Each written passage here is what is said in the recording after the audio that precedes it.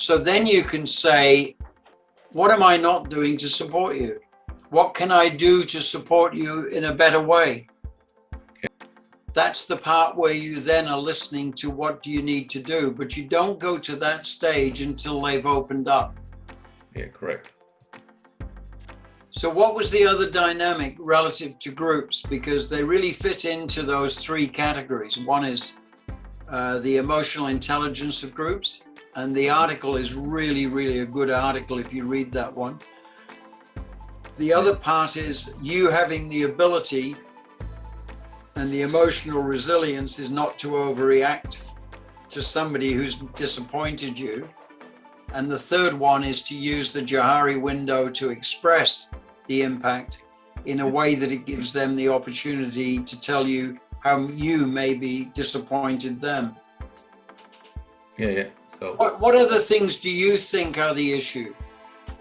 When you have people in the group that are always against something, it's actually good to have somebody in your team dynamic that is asking the question, is challenging, because that challenge might end up with a different way of tackling a problem. But then is the other side of it, which is it could be the same person all the time. Nah, that's not good. Nah, this is not how it's done.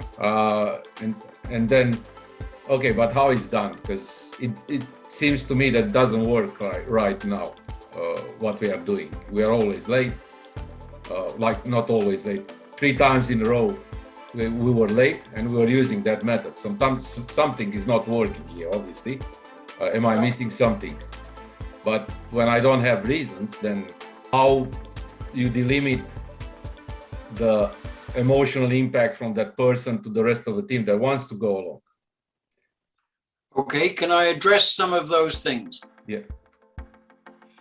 Is it okay for somebody in a team environment to continually be a negatron? No, absolutely not. Okay, so if it's not acceptable, it's okay in a planning environment to have somebody give you the negative viewpoint. In the book, I go back to Bono, okay, the Bono hats. Yeah. Why did Bono bring in the multiple hats? Yeah, to see a problem from different points of view. Pretty much. Absolutely. And ultimately, I've kept it very, very simple because his process was so absolutely brilliant. And there is, there is information through the book and through the website that allows you to go into the psychology of it. But if you actually look at the process that I've given you, and you can do it as a team environment where you even get the people who are normally so optimistic that they miss the bleeding obvious, and there is going to be a disaster because they don't even look at the risk assessment, is go through the process of putting the different hat on, and as a team, talk from that viewpoint, and then move to the next, and then move to the next. And ultimately, the process is fine. We've gone through all the what if questions. Now we know the way forward. Yeah. So the process basically is so straightforward.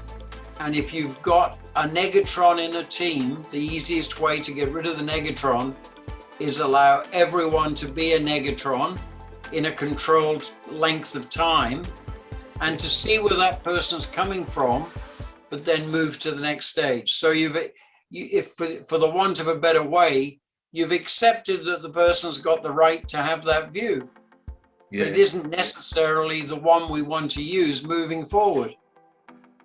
So the answer is actually workshop everything. All Absolutely. The point of view. Yeah. Absolutely, but don't turn it into a consent. The worst thing that teams can do sometimes is they try and run it by a management consensus or a team consensus. and then the loudest voice wins, and there's a whole pile of people who turn around and say, oh, well, bugger it, John's come up with the idea, we'll let John do it. That's not the way to run group dynamic. Yeah, it makes sense. You're the team leader. You need to have the opportunity for the team to ultimately communicate their concerns, but ultimately you take the accountability for the project, and it needs to move forward without you being authoritarian in the decision-making process. How it is, the credit goes to the team and the failure goes to the leader. Absolutely. Yeah. Has that helped? Yeah, that helped, yeah. I hope you enjoyed the 2 episodes around the subject of team dynamics. Question of the day. Did you ever had to deal with a person in your team, or whether you were a leader or a team member, that was always negative? How you dealt with that situation? Please share with the other LinkedIners in the comments your experience. Until next time, stay strong and be well.